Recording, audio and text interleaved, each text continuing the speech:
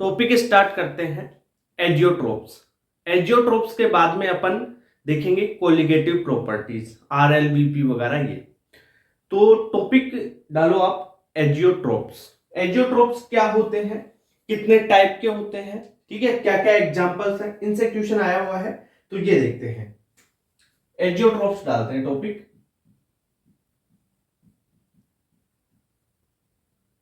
Azeotropes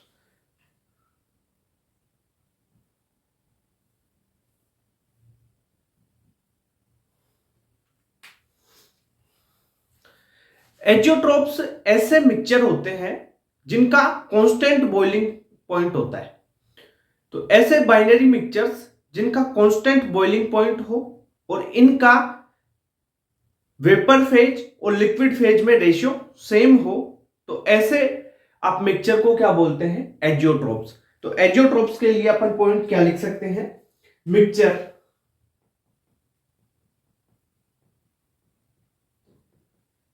they have constant boiling point. इनका boiling point constant होगा। दूसरी बात, इनका जो रेशियो होगा लिक्विड फेज और वेपर फेज में वो सेम रहेगा। तो अब मैं बात कर दूं, अगर their ratio in liquid phase and vapour phase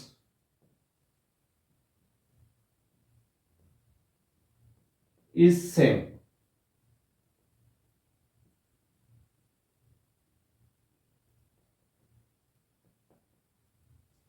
ठीक है सर, जैसे कोई भी रेशियो होगा, इनका रेशियो 8:2 है, ठीक है। तो भाई साहब सारा लिक्विड वेपर फेज सब में 80:20 मान लो, है ना। ऐसे फिक्स रेशियो रहेगा कि 8:2 ही रहेगा, रेशियो सेम रहेगा लिक्विड और वेपर फेज में। ओके सर, एक पॉइंट और आया हुआ है जेई में क्वेश्चन कि इनको फ्रैक्शनल डिस्टिलेशन से अपन सेपरेट नहीं कर सकते। अब फ्रैक्शनल डिस्टिलेशन क्या है वो प्रैक्टिकल ऑर्गेनिक केमिस्ट्री में पूरा मेथड पढ़ाऊंगा, ठीक है इसका। तो आप पॉइंट डाल सकते हो कि इनको अपन फ्रैक्शनल जो है सेपरेट नहीं कर पाएंगे, ठीक है। तो फ्रैक्शनल डिस्टिलेशन से इनको सेपरेट नहीं कर सकते। तो they can not separated by fractional distillation।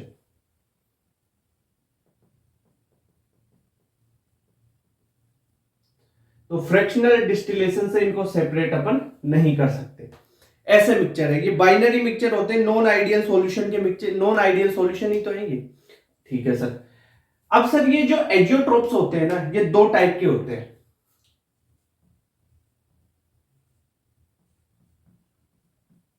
Azeotropes azeotropes दो टाइप के होंगे। एक तो होगा आपका मिनिमम बॉइलिंग एजियोट्रोप्स,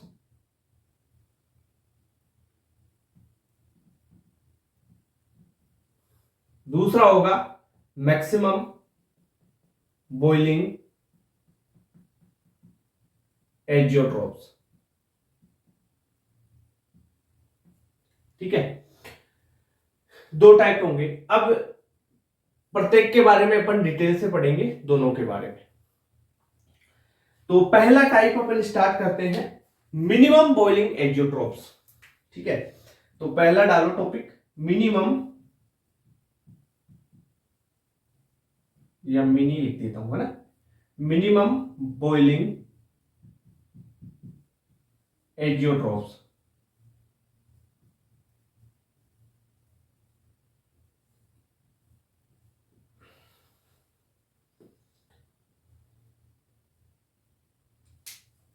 अब देखो यहां पे वर्ड को देखो, मिनिमम बॉइलिंग एजियोट्रोप्स, यानी ऐसे मिक्सचर होंगे एजियोट्रोप के जिसमें जो अपन कंपोनेंट्स ले रहे हैं ना, उनका बॉइलिंग पॉइंट ज्यादा होगा, और जो सॉल्यूशन बन गया ना, एजियोट्रोप्स बन गया, मिक्सचर बन गया, उसका बॉइलिंग पॉइंट कम हो जाएगा, मिनिमम हो जाएगा। तो बॉइलिंग पॉइंट मिनिमम, तो vapour pressure increase, vapour pressure ज्यादा हो जाएगा ताकि ये पॉजिटिव डेविएशन शो कर पाए। तो सारी चीजें रिलेट होगी। अब देखो एक एक चीज बताता हूं।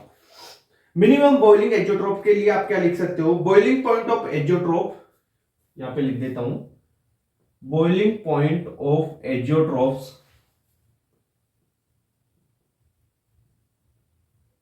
is less than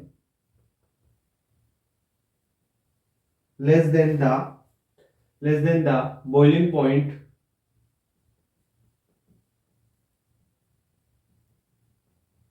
of either components। ठीक है, जिस इसके जो कंपोनेंट्स हैं उनमें से कम होगा इसका, ठीक है, बॉइलिंग पॉइंट। ओके सर, अभी समझाऊंगा क्या चीज है, सारी चीजें है ना। एक बात ये हो गई। दूसरी बात इसके लिए मैं लिखना चाहूं तो ये पॉजिटिव डेविएशन शो करते हैं, तो they show positive deviation in Raoult law.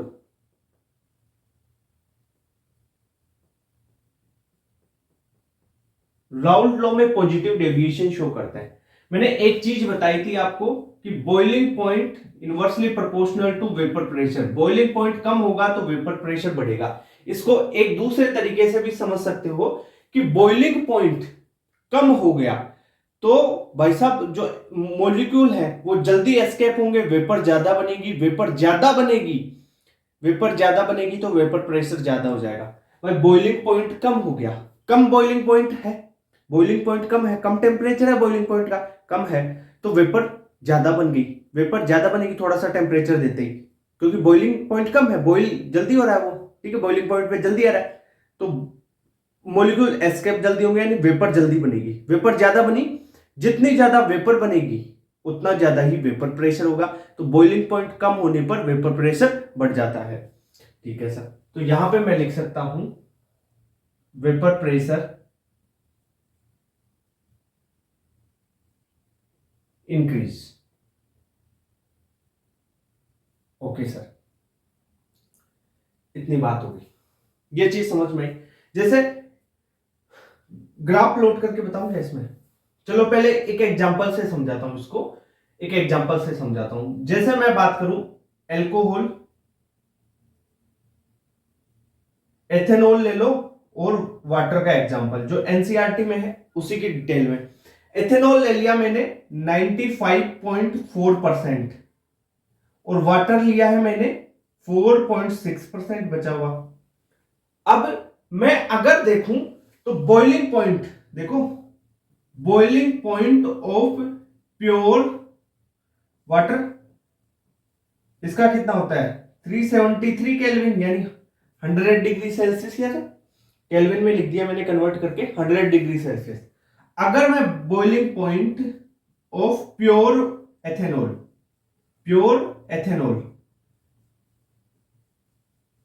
Ethanol का प्योर कितना होता है 351.3 केल्विन, ये होता है। अगर इनका मिक्सचर बन जाए तो मिक्सचर का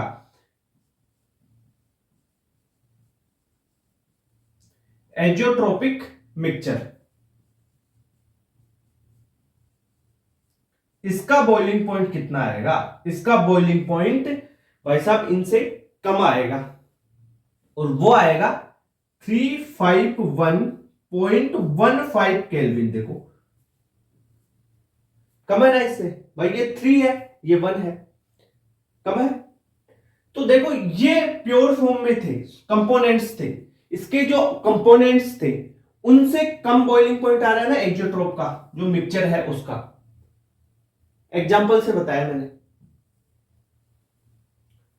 अब इसके कौन कौन से क्वेश्चन एग्जांपल पे आ जाएगा, कौन कौन से एग्जांपल है इसके, देखो इसका ग्राफ प्लॉट करना चाहो तो कैसे ग्राफ प्लॉट कर सकते हो इसका, ऐसा, ये बॉइलिंग पॉइंट ले लू मैं यहां पे, है ना, और यहां पे अगर मैं ले लूं आपका जो भी है परसेंटेज ले लूं,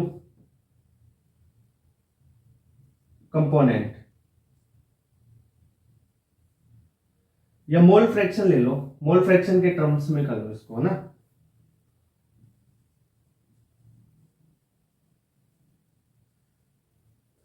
तो मिनिमम बॉइलिंग पॉइंट के लिए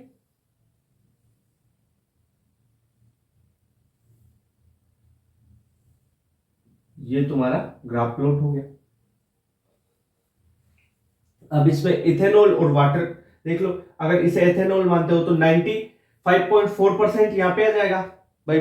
मोल इसका परसेंटेज मोल फ्रैक्शन में कितना है ना, 4.6% ये अगर ये इथेनॉल है तो। जैसे मैं इसको C2H5OH ले लूं, है ना, और इसको ले लिया वाटर H2O, इसका बॉइलिंग पॉइंट कितना था 373 केल्विन, और इसका था 351.15 केल्विन, ठीक है। इसकी कितनी परसेंटेज थी 95.4%, तो ये ज्यादा हो गया ना, है ना, 95.4%, और ये बचा हुआ क्या था वाटर 4.6%, कितना 4.6%। ऐसे ग्राफ प्लॉट कर सकते हो उसमें। ओके सर, ये बात होगी। इसके एग्जांपल्स कौन से होंगे भाई, ये पॉजिटिव डेविएशन शो कर रहा है, तो जो भी एग्जांपल पॉजिटिव डेविएशन के हैं वो सारे इसके हैं। इसके एग्जांपल्स लिखा देता हूं, ध्यान रखना इंपॉर्टेंट है। All examples of positive deviation, positive deviation के। अब पॉजिटिव डेविएशन के जैसे एसीटोन प्लस एल्कोहल, पहला एग्जांपल। दूसरा हो गया एसीटोन प्लस आपका बेंजीन। तीसरा हो गया एसीटोन प्लस कार्बन डाइसल्फाइड, ठीक है। और ले लूं, जैसे मैं एल्कोहल प्लस वाटर लिया, एल्कोहल प्लस वाटर ले लूं मैं। जैसे carbon tetrachloride CCl4 plus chloroform CHCl3 ले लूं मैं, ठीक है। फॉर एग्जांपल जैसे बेंजीन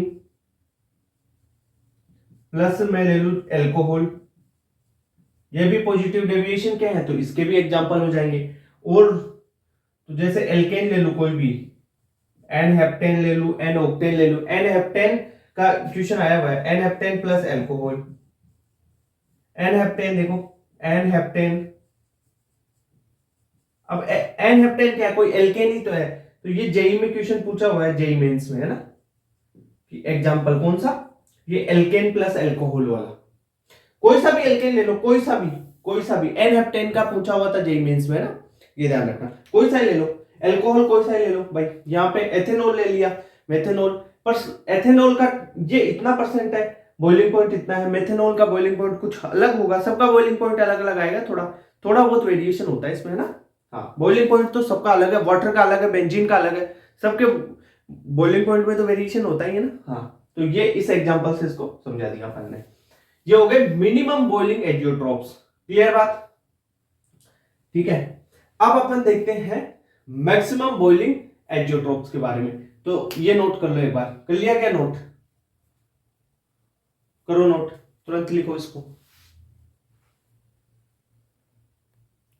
कर लो नोट, करो तुरंत फटाफट, बिठा दो क्या इसको, बिठा दे। ये मिनिमम बॉइलिंग एजियोट्रॉप्स हो गए। अब अपन देखेंगे मैक्सिमम बॉइलिंग एजियोट्रॉप्स, कर लिया नोट, ओके।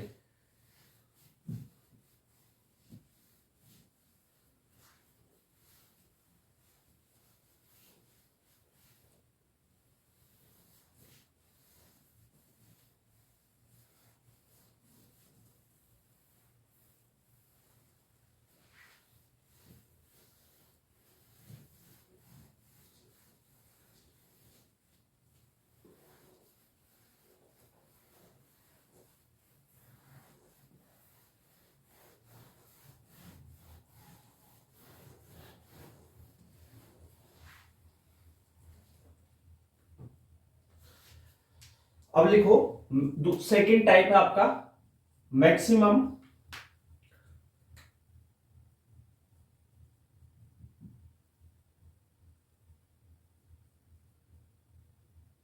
Boiling azeotropes.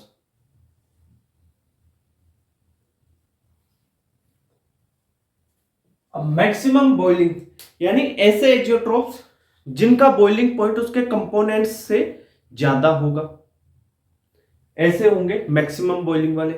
अगर उनका बॉइलिंग पॉइंट ज्यादा हो रहा है तो वेपर्स कम बनेगी, वेपर्स कम फॉर्म हो रही है, कम टेम्परेचर दो वेपर्स, भाई ज्यादा टेम्परेचर दोगे तब फॉर्म हो रही है, कम टेम्परेचर पे तो कम होगी फॉर्म, तो क्या होगा उसका वेपर प्रेशर, वेपर कम बनी तो वेपर प्रेशर डिक्रीज हो जाएगा।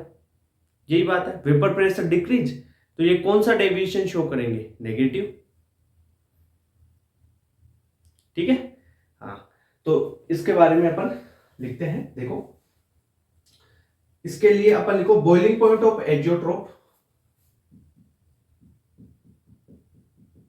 Boiling point of azeotrope is greater than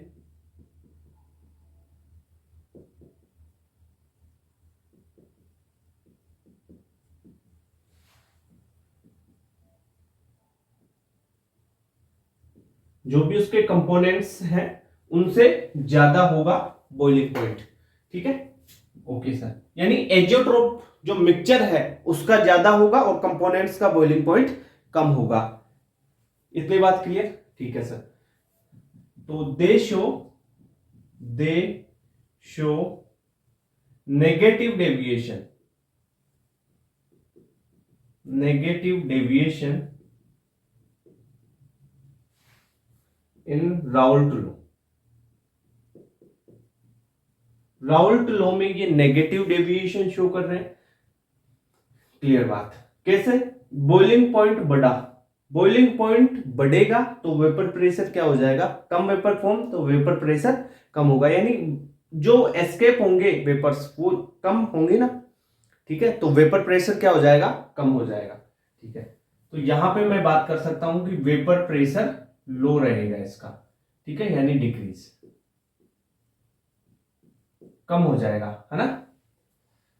okay sir, अरे भाई यही तो, अरे बॉइलिंग पॉइंट इनवर्सली प्रोपोर्शनल होता है वेपर प्रेशर का, यानी इनका बॉइलिंग पॉइंट तो क्या होगा, हाई, एंड वेपर प्रेशर क्या होगा, लो। किसका? मैक्सिमम बॉइलिंग एजियोट्रोप्स का। ठीक है सर, अब इसके जैसे एग्जांपल्स की बात करूं, एग्जांपल्स में जितने भी आपको नेगेटिव डेविएशन के जो भी एग्जांपल्स है ना, वो सारे एग्जांपल्स मैक्सिमम बॉइलिंग एजियोट्रोप के हैं। फॉर एग्जांपल एक एग्जांपल की बात कर लेते हैं अपन, जैसे वाटर प्लस एसिड का, HNO3 का। वाटर अपन ले ले 32%, एनसीईआरटी की बात करूंगा ओनली यहाँ पे, फिर और एग्जांपल्स बताऊंगा एनसीईआरटी के अलावा भी, सारी सारी चीजें बता दूंगा। जेईई मेंस के एग्जाम्पल ऐसे नहीं बताऊंगा कि जो हायर बुक्स में पढ़े हुए, नहीं भाई, जो जेईई मेंस में पीवाईक्यू में आए हुए हैं या नीट पीवाईक्यू में जो एग्जांपल्स आए हुए हैं वो साथ में नीट हो, जो एनसीईआरटी के हैं वो, है ना। तो 32% है वाटर लिया अपन ने, और 68 बचा हुआ अपन ने ले लिया HNO3। मैं अगर बॉइलिंग पॉइंट बताऊं, boiling point of pure water कितना होता है, 373 केल्विन, और 100 डिग्री सेल्सियस मतलब 373 केल्विन। ओके, तो boiling point of pure HNO3, pure HNO3 acid, इसका होता है 359 केल्विन। अब ये जो एजियोट्रोप इनका H2 और HNO3 का मिक्सचर बनेगा ना एजियोट्रोप, उसका देखो कितना होगा, एजियोट्रोपिक मिक्सचर, इसका बॉइलिंग पॉइंट की बात करूं तो इसका बॉइलिंग पॉइंट 393.5 केल्विन हो जाएगा। बॉइलिंग पॉइंट देखो इन दोनों से प्योर फॉर्म से बढ़ गया, मतलब ऐसा ग्राफ प्लॉट कर लो आप।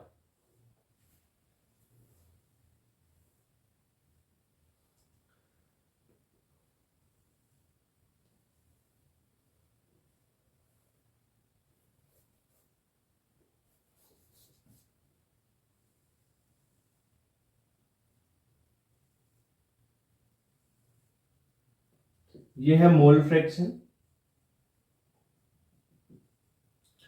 ये रहेगा आपका बॉइलिंग पॉइंट टेम्परेचर का, है ना। मान लो यहां पे मैं ले लेता हूं, एक ले लो HNO3 ले लो। जैसे HNO3 क्या है, 68% है, तो HNO3 का तो बॉइलिंग पॉइंट कितना था, 359 केल्विन। ठीक है, यहां पे वाटर ले लिया मैंने, ये है आपका वाटर H2O। वाटर लिया मैंने 32%, यानी 32%, ये है आपका 68% बचा हुआ। इसे 32, इसका 373 केल्विन। पर यहां पे देखो मिक्सचर का जो बॉइलिंग पॉइंट है ना, वो आपका कितना हो गया, 393.5 केल्विन। समझ रहे हो, ये है तुम्हारा एजोट्रोपिक मिक्सचर, इसका हो गया इतना। क्लियर बात, ओके, ये बात होगी। अब इसके एग्जांपल्स, भाई एग्जांपल्स तो जो सारे एग्जांपल्स नेगेटिव डेविएशन के हैं ना, वो सारे इसके हैं। तो इसके एग्जांपल्स की बात करूं, एग्जांपल्स में ले लो all examples of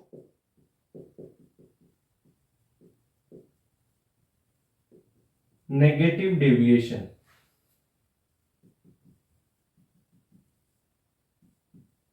from Raoult law. ठीक है, या फ्रॉम कर लो यहां पे, है ना, इन नहीं होता, फ्रॉम होता है। जैसे पहला एग्जांपल नेगेटिव डेविएशन का, एसिड प्लस मैंने बताया वाटर H2। एसिड कोई सा भी ले लो, जैसे HCl ले लिया अपन ने, HNO3 ले लिया, है ना, या H2SO4 ले लो, इनके साथ में वाटर डाल दो, हो जाएंगे सारे एग्जांपल। जैसे HNO3 प्लस वाटर, इसका HCl plus water, H2SO4 plus water, ये सारे एग्जांपल हैं किसके, नेगेटिव डेविएशन के और मैक्सिमम बॉइलिंग एजियोट्रोप के। दूसरे एग्जांपल सेकंड, जैसे मैं बोलूं acid plus base, acid plus base के एग्जांपल।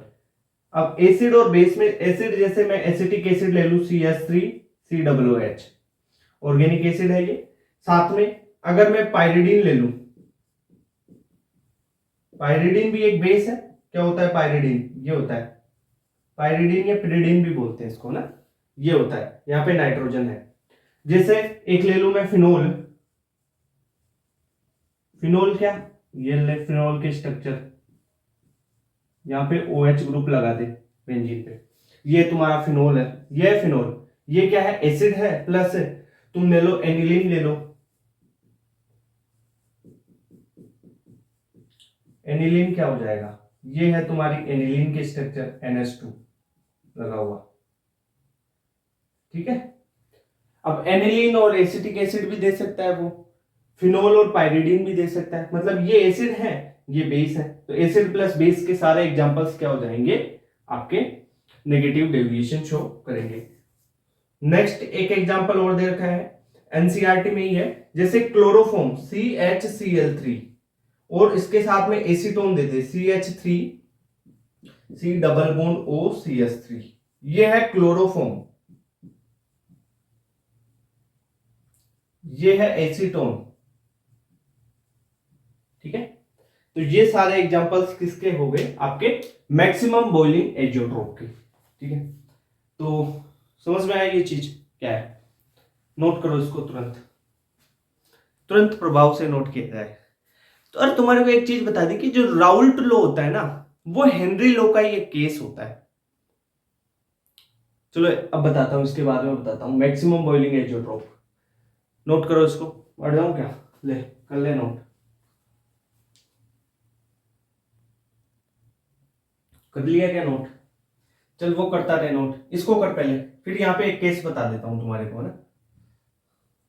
एक स्टेटमेंट है एनसीईआरटी में दे रखी है पॉइंट, वो कि ये जो राउल्ट लॉ है हेनरी लॉ का एक केस है, ऐसे करके अलग से लिख लेना इसको नोट डाल के, है ना।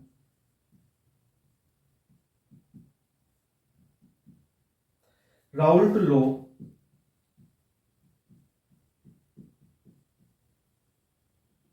is a special case of Henry law, Henry's law। कैसे सर, समझाओ। देख राउल्ट लॉ में क्या बोला था मैंने, जैसे राउल्ट ने क्या बोला, राउल्ट लॉ में क्या बोला जाता है कि partial pressure is equal to P naught A X A. Henry क्या बोलता है, हेनरी हेनरी ने बोला कि P A is equal to K H into X A. अब एक्स ए यहाँ पे मोल फ्रैक्शन भी हो सकता है, सोल्यूबिलिटी भी है, मोल फ्रैक्शन के फॉर्मेट में कर लो, है ना। तो P A directly proportional to X A, और यहां पे भी तो P A directly proportional to X A. अगर एक स्पेशल केस ले लिया जाए कि यहां पे एक्स, देखो ये बोलता तो ये है बराबर के एच इंटू एम। एम क्या है, सोल्यूबिलिटी। अब सोल्यूबिलिटी को आप मोलेरिटी, मोलेलिटी, मोल फ्रैक्शन, मास, ठीक है, इनके टर्म्स में यूज कर सकते हो। मैंने एक मोल फ्रैक्शन का केस बना लिया और तुलना करवा दी, तो देखो ये भी तो यही बोल रहा है और ये भी तो यही बोल रहा है, तो स्पेशल केस हुआ कि नहीं भाई। हेनरी लॉ का एक स्पेशल केस ही तो है ये राउल्ट लॉ। क्लियर बात। तो नोट डाल के इस पॉइंट को आपको लिख लेना है।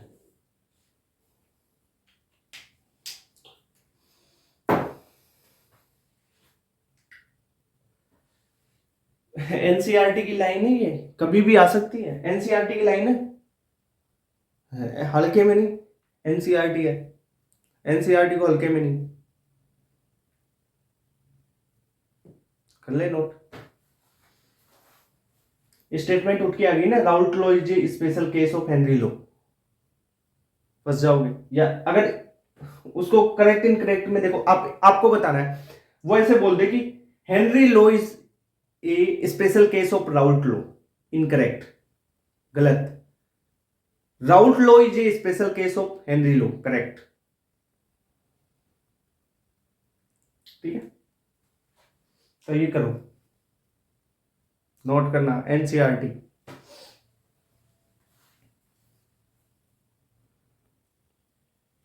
अब देखो सबसे इंपॉर्टेंट टॉपिक, जहां से क्वेश्चन भर भर के आते हैं, भर भर के क्वेश्चन आएगा, तो यहां से एक क्वेश्चन तो कंफर्म होता है कोलिगेटिव प्रॉपर्टीज से। ठीक है, या तो आरएलवीपी से आए, या elevation boiling in boiling point से आए, या डिप्रेशन इन फ्रीजिंग पॉइंट, या ऑस्मोटिक प्रेशर। इन चारों में से एक क्वेश्चन तो फिक्स है भाई, नीट में आता ही आता है। ठीक है, दो भी आ सकते हैं कई बार, किस्मत अच्छी हो तो। कोलिगेटिव प्रॉपर्टीज से क्वेश्चन आएगा। देखो टॉपिक स्टार्ट करते हैं, colligative property. Colligative property solution की प्रॉपर्टी है जो सोल्यूट के नंबर ऑफ पार्टिकल्स पे डिपेंड करती है। सोल्यूट के, ध्यान रखना किस पे, सोल्यूट के नंबर ऑफ पार्टिकल्स पे, ओनली नंबर ऑफ पार्टिकल्स पे, उसके कंसंट्रेशन पे भी डिपेंड करेगी, पर नंबर ऑफ पार्टिकल्स पे, उसकी नेचर पे डिपेंड नहीं करती। सोल्यूट की नेचर पे डिपेंड ही नहीं करती कोलिगेटिव प्रॉपर्टी। ठीक है, ना तो सोल्यूट की नेचर पे, ना सोलवेंट की नेचर पे, ना सोलवेंट के पार्टिकल्स पे, ओनली सोल्यूट के नंबर ऑफ पार्टिकल्स पे डिपेंड करेगी। क्लियर बात। Okay sir. अब जो कोलिगेटिव प्रॉपर्टी है वो चार टाइप है। एक तो relative lowering in vapour pressure, जिसे आप बोलेंगे आरएलवीपी, आरएलवीपी शॉर्ट फॉर्म में। Elevation in boiling point, EBP. Depression in freezing point, DFP. और osmotic pressure, OP. OP osmotic pressure होता है। ठीक है, अब देखो शुरू करते हैं। सबसे पहले first, relative lowering in vapour pressure. Relative lowering हो रही है वेपर प्रेशर में। देखो पहला कॉन्सेप्ट, पहला इसको स्टार्ट करते हैं ना, RLVP, relative lowering in vapour pressure. अभी इसको मिटा के और डिटेल में समझाऊंगा, पहले तो एक बार समझो कॉन्सेप्ट को, समझो कॉन्सेप्ट, समझो कि रिलेटिव लोअरिंग हो रही है किसमें, वेपर प्रेशर। वेपर प्रेशर में क्या हो रही है, लोअरिंग। वेपर प्रेशर क्या हो रहा है, कम। वेपर प्रेशर कम कैसे, देखो आप अगर नॉन वोलेटाइल सोल्यूट ऐड करते हैं, ठीक है, अगर देखो एक मान लो ये कंटेनर है आपके पास, एक दूसरा कंटेनर ये है। एक चीज देखना, बिल्कुल बेसिक चीज बता रहा हूं। इसमें एक लिक्विड भरा हुआ है, ठीक है सर। इसके वेपर्स फॉर्म हो रहे हैं, वेपर फॉर्म हो रहे हैं और वेपर इस लिक्विड पे कुछ प्रेशर एक्सर्ट कर रहे हैं, ठीक है सर। अब इस वाले में मैंने क्या किया कि नॉन वोलेटाइल सॉल्यूट डाल दिया, नॉन वोलेटाइल, नॉन वोलेटाइल डाल दिया। नॉन वोलेटाइल डाल दिया तो क्या होगा भाई, ये लिक्विड था तुम्हारा, अब नॉन वोलेटाइल है तो ये देखो नॉन वोलेटाइल, यानी नॉन वोलेटाइल के वेपर बनते नहीं है, नॉन वोलेटाइल यहां पे हो गए। अब क्या होगा कि वेपर कम बनेंगे भाई, अब वेपर कम होंगे, यहां पे वेपर ज्यादा, वेपर ज्यादा, यहां पे वेपर कम होंगे, वेपर कम होंगे तो भाई प्रेशर भी कम लगाएंगे, तो यहां पे वेपर प्रेशर क्या हो जाएगा, कम हो जाएगा, यहां का वेपर प्रेशर ज्यादा है, तो वेपर प्रेशर में कमी आ गई ना, तो वही पढ़ेंगे relative lowering in vapour pressure.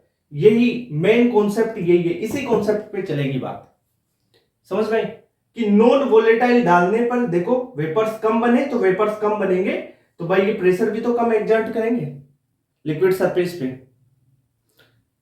चीज समझ में आई थोड़ा, ये है बेसिक कॉन्सेप्ट आरएलवीपी का। अरे ये सबसे पहले मैंने वेपर प्रेशर में पढ़ा दिया था ये कॉन्सेप्ट, तुम्हारे को हर जगह लग रहा है भाई, कॉन्सेप्ट एक ही होता है, बस उसकी एप्लीकेशंस चलती जाती है। अब देखो आरएलवीपी डिटेल में समझते हैं, ये नोट कर लो एक बार, किसी को अगर भाई वहां पहले नहीं किया नोट तो यहां पे कर लो एक बार, ये वाला कॉन्सेप्ट। क्वेश्चन आता है भाई यहां से, एक क्वेश्चन कंफर्म है कोलिगेटिव प्रॉपर्टीज से। इसके डेफिनेशन में आपको ये पॉइंट ध्यान रखना कि ये colligative property number of particles of solute पे डिपेंड करती है, ठीक है, नंबर ऑफ पार्टिकल्स पे, है सोल्यूट के, नेचर पे डिपेंड नहीं करती, ध्यान रखना, not on nature of solute, ठीक है। नोट करो, कर लो, ये लौट गया सामने से, तो हो गया नोट, हो गया होगा अब तक तो यार, चलो ठीक है। अब पहला टॉपिक डालते हैं अपन, relative lowering in vapour pressure. मिटा दो इसको एक बार यार,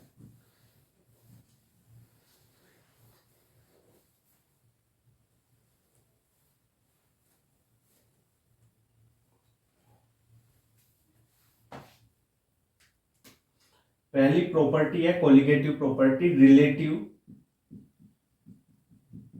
lowering, relative lowering in vapour pressure.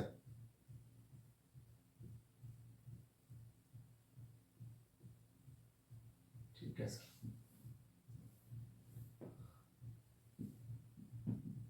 On addition of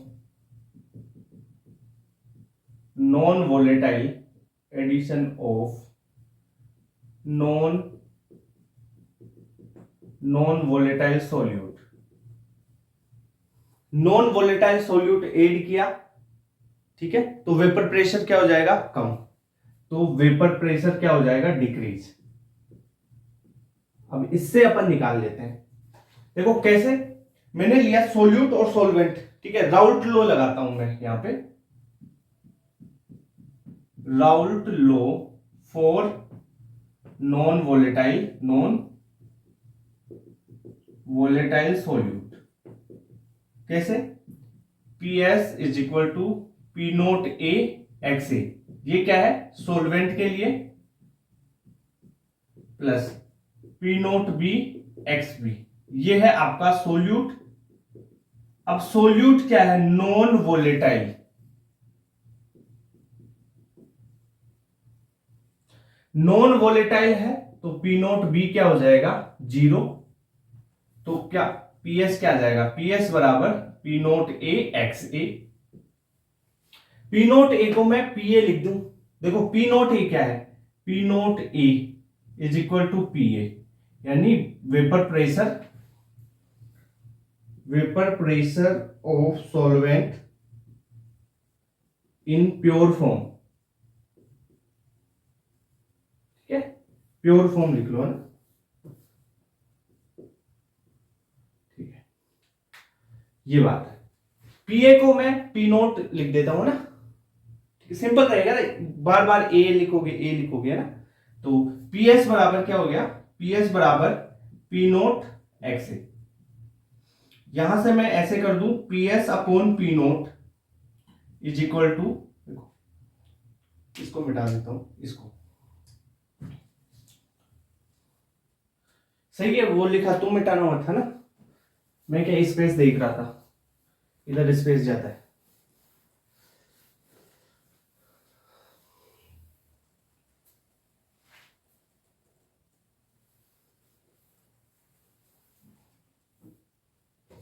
ये हुआ।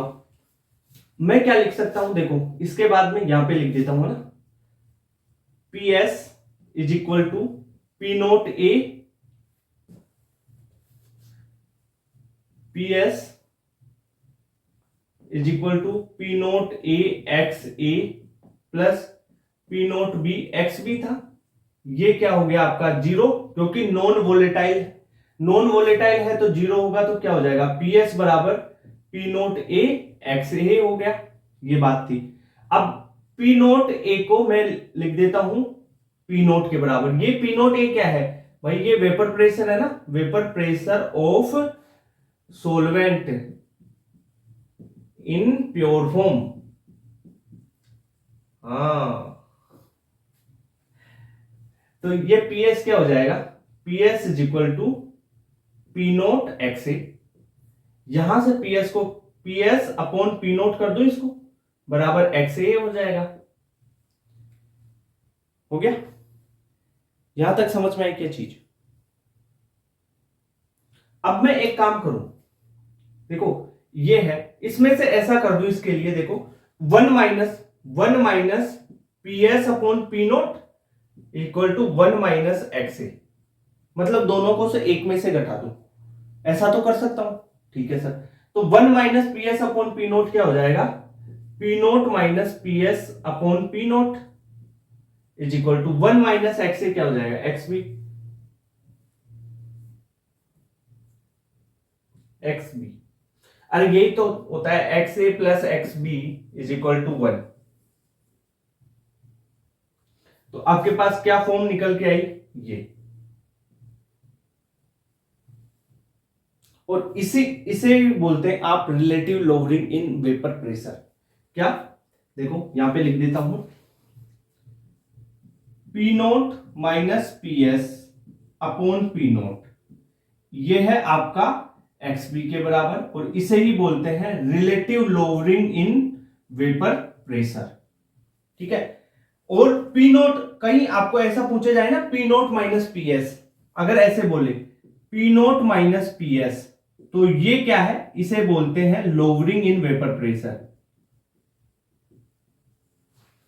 अरे लोअरिंग हो गया, ये तो है, लोअरिंग लिखना था,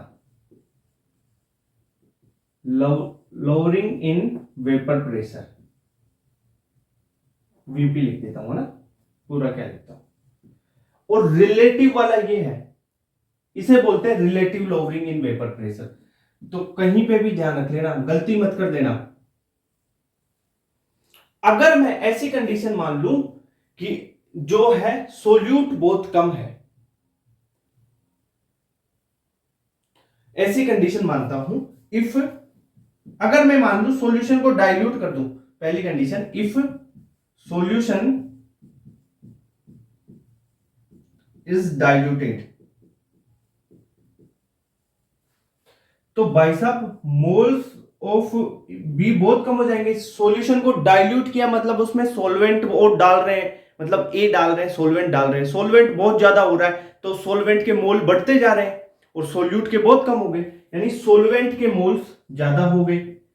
तो आप जो सॉल्वेंट के मोल्स हैं उनको क्या लिख सकते हो, Na बहुत ज्यादा हो गए, तो आप एक चीज कर सकते हो ना, ये क्या कि Na प्लस, ऐसी कंडीशन आ जाए तो आप Na प्लस Nb को क्या लिख सकते हो कि ये दोनों लगभग बराबर Na के ही होगी, क्योंकि Na तो बहुत ज्यादा हो गए।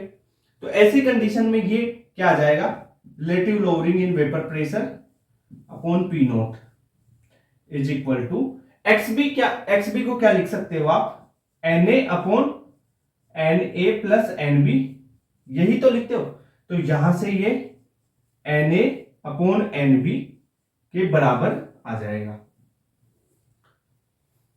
क्यों आया, ये कंडीशन लगाए, कौन सी, डाइल्यूट किया इसे, बहुत ज्यादा डाइल्यूट कर दिया, तब ये इसके बराबर हुआ। क्लियर बात? ठीक है, तो इसको डायरेक्ट इसके बराबर आप लिख सकते हो। कब? डाइल्यूशन के केस में, Na/NB। डाइल्यूटेड हो सॉल्यूशन तब। अरे XB क्या है? XB निकालना सिखाया था ना तुम्हारे को। XB कैसे निकालते हैं? Na/मोल्स of A plus moles of B। N क्या है? मोल है।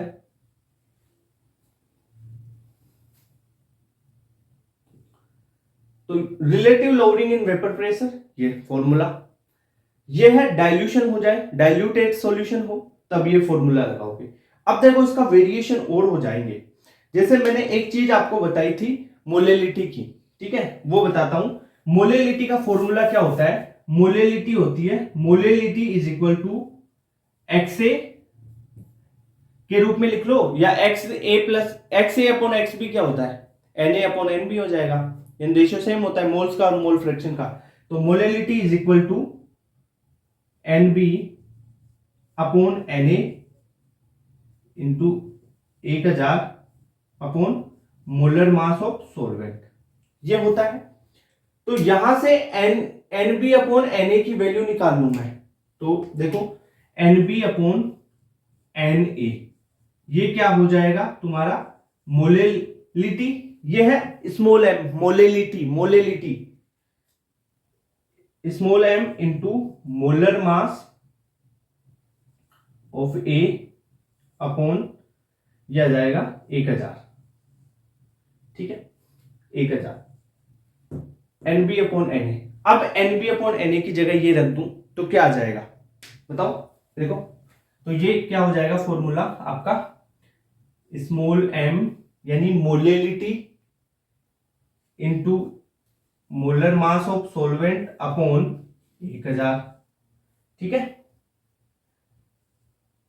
तो ये फॉर्मूला भी आप लगा सकते हो भाई। मोलेलिटी से रिलेशन निकाल सकते हो ना, क्वेश्चन आएगा तो ये। अभी देखो इस सारे ड्राइव कर रहा हूं अभी तो फॉर्मूले, मैं आपको बता दूंगा कौन सा फॉर्मूला याद रखना है, काम हो जाएगा। एक ये याद रख लो, अगर डाइल्यूटेड सॉल्यूशन है ये लगा दो। मोलेलिटी का रिलेशन आप डायरेक्ट लगा सकते हो क्योंकि NB अपॉन Na। अरे भाई XB अपॉन XA होता है, पर XB अपॉन XA का रेशियो क्या होगा? NB अपॉन Na, वही तो होगा भाई। तुम बोल रहे हो XB अपॉन XA होता है, ये क्या हो जाएगा? Na upon Na plus NB बटा XA क्या हो जाएगा? ये तो B होगा ना NB के लिए। ये Na upon Na plus NB, Na plus NB से कैंसिल, तो ये रेशियो क्या आ जाएगा? NB upon Na। XB upon XA का रेशियो NB अपॉन Na होता है बराबर। ठीक है, हाँ, ये बात हो गई। अब आपको देखो ये कुछ चीजें हो गई, ये तो डेरिवेशन ड्राइव चीजें हो गई। अब मैं आपको डायरेक्ट चीजें बताता हूं कि आपको क्या याद रखना है। ये थोड़ा बहुत कॉन्सेप्ट माइंड में रहना चाहिए। अब क्या याद रखना है, क्वेश्चन किससे सोल्व होंगे, वो चीज बताता हूं। पहले इसको एक बार नोट करो। हो गया? अब देखो relative lowering in vapour pressure में कौन से फॉर्मूले आपको याद रखने हैं, उन पे आ जाते हैं अपन।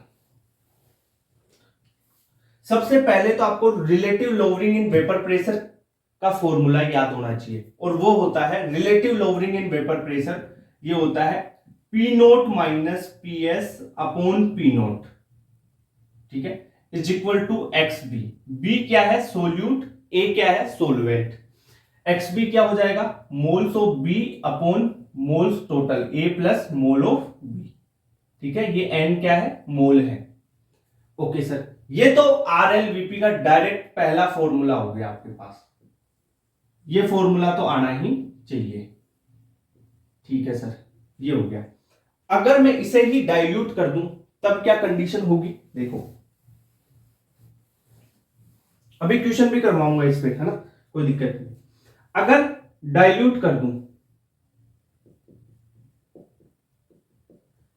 डाइल्यूशन कर दूंगा तो जो B के मोल हैं वो बहुत कम रह जाएंगे A के मोल से। तो क्या हो जाएगा formula? P note minus P S, ठीक है, upon P naught is equal to N B upon N A, ठीक है। ये कौन से कंडीशन पे डाइल्यूट कर दें, तो उस कंडीशन पे आपको याद रखना है, ठीक है, ये वाला फॉर्मूला।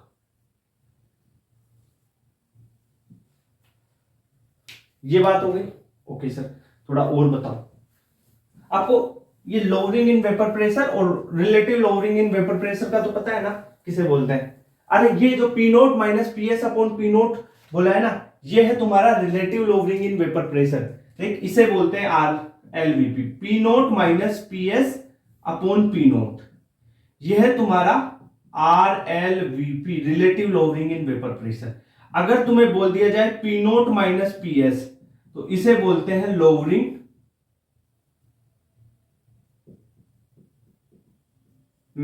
इन वेपर प्रेशर। अगर क्वेश्चन में ऐसे पूछे कि लोअरिंग इन वेपर प्रेशर बताओ, यानी एलवीपी पूछे तो P note minus P S निकालो, आरएलवीपी रिलेटिव लोअरिंग पूछे तो आपको P note minus P S upon P note करना है, ठीक है सर, इतनी बात क्लियर।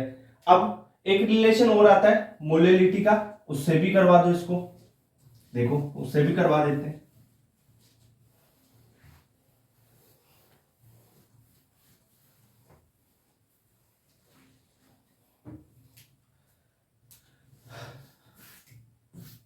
मोलेलिटी क्या होती है, यहां पे बताया था अभी, मोलेलिटी बराबर देखो small M, molality small M is equal to क्या होता है, N B upon N A, moles of A बटा बी। ये वास्तव में मोल फ्रैक्शन का रेशियो होता है, तो मोल फ्रैक्शन का जो रेशियो होगा X B upon X A, वही तो N B upon N A होगा, प्रूव करके बता दिया, into 1000 upon molar mass of solvent, ये होता है। तो आप इससे आरएलवीपी का रिलेशन क्या निकाल सकते हैं कि P note minus P S upon P naught is equal to X B is equal to, देखो चलो उसको देखते हैं अपन, डाइल्यूटेड सॉल्यूशन का करते हैं, क्योंकि इसमें तो आपको निकालना थोड़ा टफ हो जाएगा, ठीक है, क्योंकि N B upon N A का जो रेशियो है ना, वो निकाल लो यहां से, N B upon N A, वो क्या हो जाएगा, molality into molar mass of solvent upon 1000, ठीक है, यही तो होगा, ओके सर। तो जहां पे भी N B upon N A मिले वहां पे मोलेलिटी का ये रिलेशन लगा दो, तो यहां पे मैं क्या लिख सकता हूं, N B upon N A को is equal to molality into molar mass of solvent upon 1000, ये लो भाई, ये याद रख लो, है ना, ठीक है सर, इतनी बात हो गई। और कुछ बताओ, और भी देखते हैं, आ जाओ। अब देखो एक दो फॉर्मूले और बताऊंगा क्वेश्चन करने के लिए, ठीक है, याद रखना। देखो ये कंडीशन कब आती है, N B upon N A वाली, डाइल्यूट करते हो, पर अगर बिना डाइल्यूट करे आपको N B upon N A लिखना है तो कौन सी, कैसे लिखोगे, तो इस फॉर्मूले की आप में थोड़ा सा चेंज करना पड़ेगा। क्या, अगर आप ऐसे लिखते हो, देखो ये अलग है, P note minus P S upon P S कर देते हो, P note minus P S upon P S is equal to होता है N B upon N A is equal to molality into molar mass of solvent upon 1000, ये लो, पर ये आरएलवीपी नहीं है,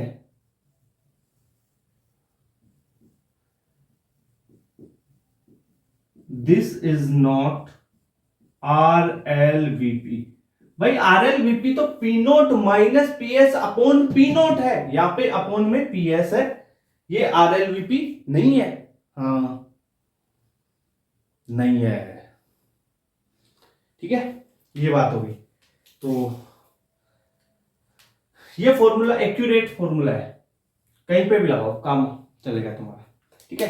अगर सॉल्यूशन डाइल्यूटेड है, ये लगा दो, डाइल्यूटेड है सॉल्यूशन, ज्यादातर सॉल्यूशन डाइल्यूटेड ही आएगा, यही लगा देना, एनसीईआरटी में भी यही दे रखा है, हर फॉर्मूले हर जगह वो डाइल्यूटेड लगा रखा है, क्योंकि अगर कोलिगेटिव प्रॉपर्टी निकालते हो ना तो डाइल्यूटेड सॉल्यूशंस के लिए निकालते हो आप, कि उनके लिए निकालते हैं ना, तो ज्यादातर डाइल्यूटेड सॉल्यूशन से आएंगे तुम्हारे पास। तो ये वाला फॉर्मूला लगाओ आरएलवीपी निकालने के लिए। अगर आरएलवीपी नहीं पूछे, वो पीएस पूछ रहा है या और कुछ पूछ रहा है, तब ये फॉर्मूला लगा लो। वो तो देखो ना आप क्वेश्चन में आरएलवीपी पूछ रहा है या एलवीपी पूछ रहा है, पीएस पूछ रहा है, मोलेलिटी पूछ रहा है, क्या पूछेगा वो? जिसका फॉर्मूला पूछेगा वो लगा दो, पुट करो, है ना। तो ये चीजें याद रहनी चाहिए आरएलवीपी में, ये चीजें है, चीज सेम ही है, ये भी वही है। भाई डाइल्यूट कर दिया तो Na प्लस एनबी को मैंने क्या लिख दिया, Na लिख दिया बस, ठीक है। इसमें ये दो फॉर्मूले हैं बस इसके, तो नोट करो इसको तुरंत। अब क्वेश्चन करवाते हैं इस पे। क्वेश्चन है the vapour pressure of ethyl alcohol at 25 degree Celsius is 59.2 torr. The vapour pressure of solution of urea in ethyl alcohol is 51.3 torr. What is the molality of solution. अब देखो आपको vapour pressure दे रखा है solvent और solute दोनों का, आपको molality पूछी है, तो relative lowering of vapour pressure के फॉर्मूले से आप कर लो, वहां से आप मोल फ्रैक्शन निकाल लो, और मोल फ्रैक्शन निकाल के फिर मोलेलिटी निकल जाएगी। तो भाई पहले अपन ये कर लें कि P note minus P S upon P note निकाल लें, इज इक्वल टू क्या होता है, मोल फ्रैक्शन ऑफ बी, यानी सोल्यूट का मोल फ्रैक्शन। कैसे निकालोगे, देखो P note minus P S, P note solvent का, सोलवेंट देखो vapour pressure of ethyl alcohol कितना दे रखा है 59.2 टोर, ठीक है।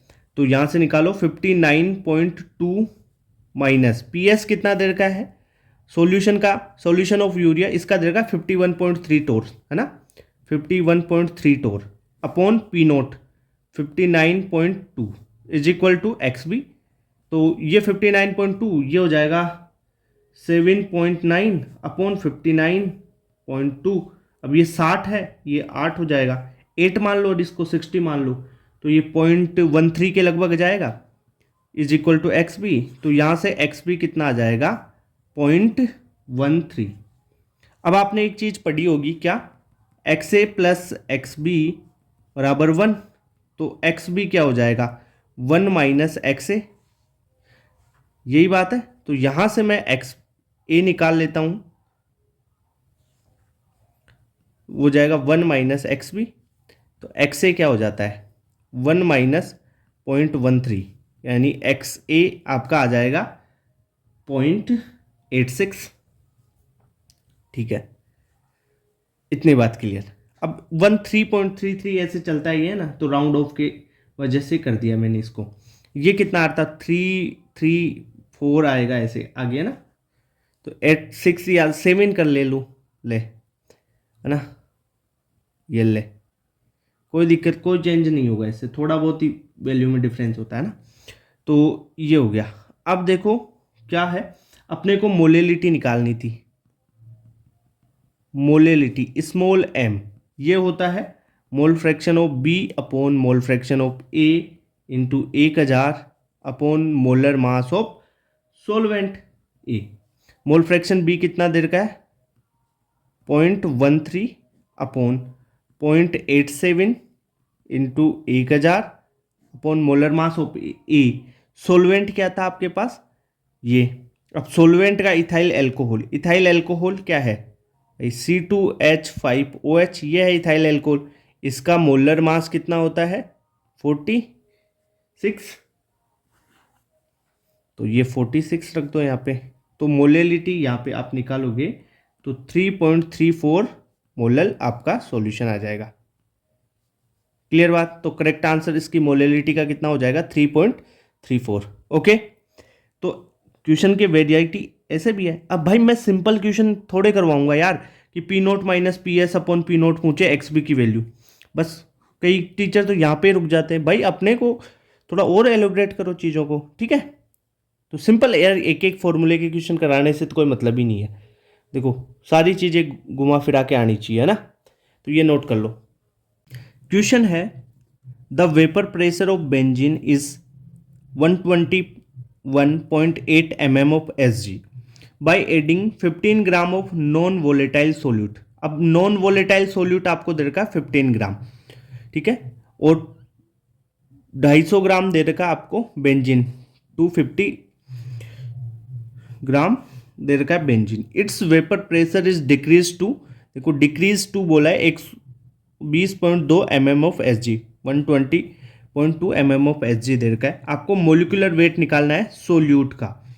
देखो आपको वेपर प्रेशर बेंजीन का भी दे रखा है, यानी सोलवेंट का वेपर प्रेशर भी दे रखा है, तो आप क्या फॉर्मूला लगाओगे? सबसे पहले relative lowering in vapour pressure क्या लिखते हो आप? P note minus P S upon P note. इसके अलावा एक दूसरा फॉर्मूला और बताया था आपको कि P note minus P S upon P S लिखते हैं ना, तो इज इक्वल टू ये है N B upon N A के। क्लियर बात? Moles of B upon moles of A. अब moles of B upon moles of A को क्या लिख सकते हो? देखो मोल क्या होता है? मोल होता है वेट बटा मोलर मास, यही तो कर सकते हो। तो एन बी को क्या लिख सकते हो? Weight of B upon molar mass of B. और एन ए को क्या लिख सकते हो? अपॉन में आएगा weight of A upon weight of B, weight of A upon molar mass of A. तो क्या कर दोगे? रिवर्स हो जाएगा, तो molar mass of A upon weight of ए।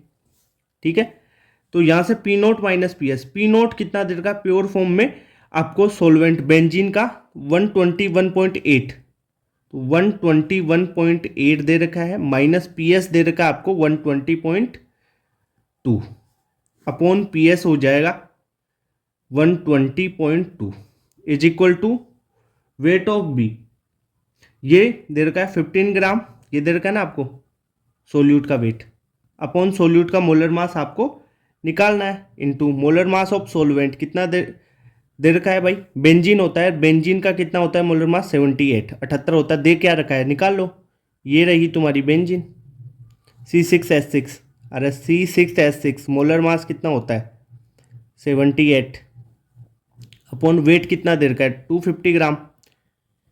यहाँ से देखो 121.8 ये आ जाएगा 1.6, माइनस करोगे अपॉन ये हो जाएगा 120 is equal to 15 into 78 upon M B divide by 250। तो देखो 15 इंटू 78 इंटू 120 ये करते हैं, ये 120 को इधर भेज दूं, एम बी को इधर भेज दूं, तो क्या हो जाएगा? मैं ऐसा करता हूं, देखो 15 इंटू 78 इंटू 120, ये तुम्हारे पास आ गया 14634। ठीक है सर, अपॉन 250, तो ये आ जाएगा 562.5, अपॉन 1.6 कर दूं इसके, तो ये आ जाएगा तुम्हारे पास कितना? 351.5। तो ये आंसर हो गया। कैसे? यहाँ पे एम बी बराबर क्या हो जाएगा? 15 इंटू 78 अपॉन 250 इंटू 1.6, और ये हो जाएगा 120.2 ऊपर। तो एम बी यहाँ पे क्या निकल के आ गया तुम्हारा? M B is equal to 351.5। Clear बात? तो इस टाइप से आप क्वेश्चन को सॉल्व कर सकते हो। क्वेश्चन है how much urea should be dissolve in 150 gram of water so that its vapor pressure at room temperature is reduced by 25%. Calculate molality of solution obtain। देखो आपको मोलेलिटी भी निकालनी है और जो यूरिया है ना उसका आपको मास भी निकालना है। हाउ मच यूरिया, देखो दो वैल्यू पूछी है क्वेश्चन में। ठीक है, देखो पी नोट कितना दे रखा है? सोलवेंट का वेपर प्रेशर आपको दे रखा है, मान लो इसमें दे रखा है ना, कुछ नहीं दे रखा, तो 100 मान लेते हैं अपन, 100 mm ऑफ Hg। और फिर बोला है कि सॉल्यूशन का रिड्यूस हो गया 25%, यानी उसमें से 25% रिड्यूस कर देंगे। भाई रिड्यूस हो या एडिशन हो, ऐसी चीज आए ना, तो एक को 100% मान लो, फिर कर लो आप काम। तो पी नोट अपन ने माना 100 mm ऑफ Hg। ठीक है, लेट ये मान लिया, तो पी एस क्या हो जाएगा भाई? 100 माइनस 25% घटा दिया तो 75 mm ऑफ Hg बच गया। सबसे पहले यूरिया का मास निकाल लेते हैं। कैसे? देखो, मैंने एक फॉर्मूला आपको बताया था, क्या कि P note minus P S upon P S is equal to क्या होता है, N B upon N A. ठीक है, एन बी क्या हो जाएगा, weight of solute upon molar mass of solute, N A हो जाएगा weight of solvent upon molar mass of solvent, तो ये हो जाएगा molar mass of A upon weight of A. Clear बात? Okay sir. तो P note minus P S, P note minus P S कितना देगा आपको, 25 बच गया ना, 100 minus 75 upon 75 is equal to weight of urea पूछा है तुम्हारे को, यूरिया का मोलर मास 60 होता है, इंटू सोलवेंट है वाटर 18, और आपको वेट दे रखा है 150 ग्राम। ठीक है, ओके सर। तो यहां से आप डब्ल्यू बी निकालोगे तो कितना आ जाएगा, देखो 60 इंटू 150 इंटू 25 अपॉन 75, ठीक है, इंटू 18।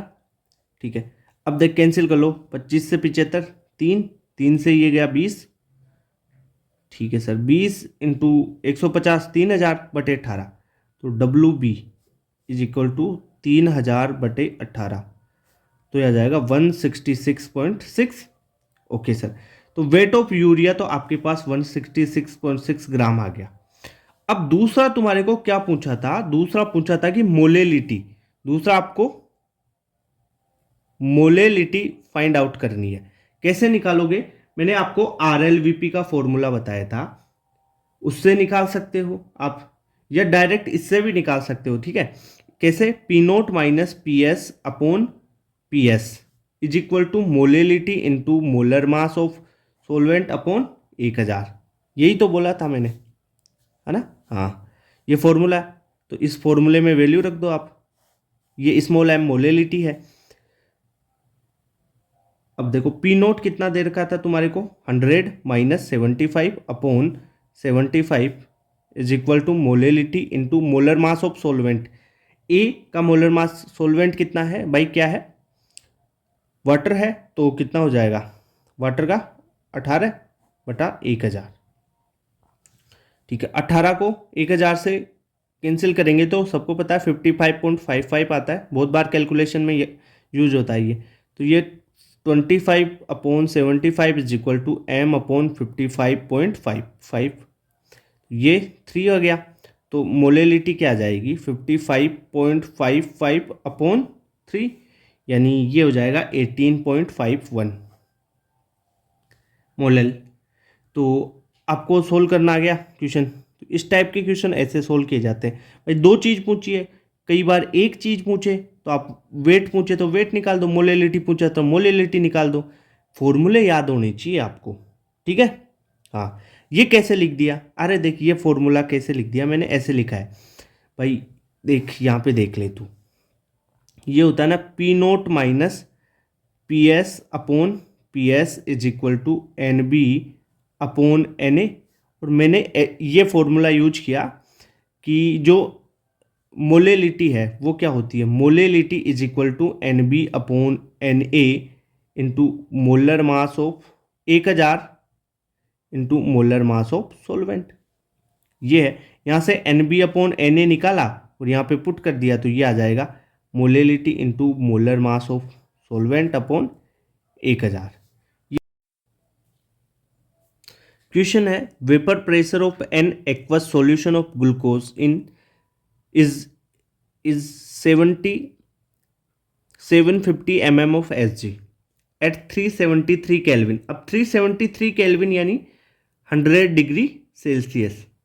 ठीक है, और एक्वस सॉल्यूशन बोला है, तो ये तो वाटर का बॉइलिंग पॉइंट हो गया, H2O का बॉइलिंग पॉइंट हो गया ये तो। ठीक है, कैलकुलेट करना है मोलेलिटी और मोल फ्रैक्शन दोनों। अब आपको एक चीज दे रखी है यहाँ पे, vapour pressure of aqueous solution of glucose, glucose का वेपर प्रेशर दे रखा है, यानी पी नोट दे रखा है तुम्हारे को, पी एस कितना दे रखा है, पी एस दे रखा है ना ये सॉल्यूशन का 750 mm ऑफ Hg। पर सर हमारे को पी नोट पता नहीं है। पी नोट कैसे निकालोगे? देख 373 डिग्री टेम्परेचर दे रखा है, यानी 100 डिग्री सेल्सियस है। वाटर का क्या होगा? 100 डिग्री सेल्सियस पे बॉइलिंग पॉइंट, और बॉइलिंग पॉइंट मान लो क्या होगा? वेपर प्रेशर बाहर के एटमॉस्फेरिक प्रेशर के बाहर बराबर यहाँ पे। तो स्टैंडर्ड कंडीशन पे क्या होगा? 1 atm, और 1 atm का मतलब क्या होता है? 760 mm ऑफ Hg, ये इसके बराबर होता है। mm ऑफ Hg में भाई atm में होता तो atm में यूज करते, पर mm ऑफ Hg में दे रखा है हमारे को, तो भाई ये दूसरा वाला, तो ये भी mm ऑफ Hg में देख लो, 760 mm ऑफ Hg, ये आ जाएगा। अब कर लो solution. P note minus P S upon P nought, relative lowering in vapour pressure is equal to X B. ठीक है सर, पी नोट कितना है? 760 minus 750 upon 760 is equal to X B. यहाँ से मोल फ्रैक्शन पूछा था ना, mole fraction निकल के आ जाएगी। कितना आ जाएगी? मोल फ्रैक्शन बराबर, देखो ये कितना है, 10/760, यानी 1/76, 1/76। क्लियर? ये आ गई मोल फ्रैक्शन। मोलेलिटी भी निकाल लेते हैं सर। मोलेलिटी कैसे निकालोगे? मोलेलिटी के लिए देखो एक फॉर्मूला, कौन सा? P note minus P S upon P S is equal to, देखो ये हो जाएगा ना, कौन सा वाला तुम्हारा, ये बताया था मैंने, molality into molar mass of A upon 1000। ठीक है सर, मतलब 760 minus 750 upon 750 is equal to, molality कितना है निकालना है, into molar mass of A, solvent का 18, वाटर का 18 ही तो होता है, बटा 1000। तो यहाँ से 10/75 is equal to molality into 18/1000। यहाँ से मोलेलिटी निकालोगे तो कितनी आ जाएगी? ये देखो, ये 18 और 1000, ये 55.55। ठीक है, ये 1/75 हो गया, तो बटा 75 आ जाएगा। ठीक है, तो इसको सोल्व कर लो, 55.55 अपॉन 75, ये इसकी मोलेलिटी आ गई 75, 75। ठीक है, तो आप ऐसे निकाल सकते हो। क्लियर बात?